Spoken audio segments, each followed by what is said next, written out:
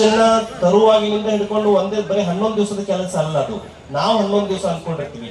ಒಂದು ಗಣೇಶನ ತರಬೇಕಂದ್ರೆ ಅವ್ರು ಎಷ್ಟು ತಿಂಗಳ ಹಿಂದನೇ ಅದನ್ನ ಪ್ರಿಪರೇಷನ್ ಮಾಡ್ತಿರ್ತಾರೆ. ಯಾಕೆ ಸುಮ್ಮನೆ ಹೇಳಿದ ತಕ್ಷಣ ಯಾವ ಕೆಲಸನೂ ಆಗುದಿಲ್ಲ.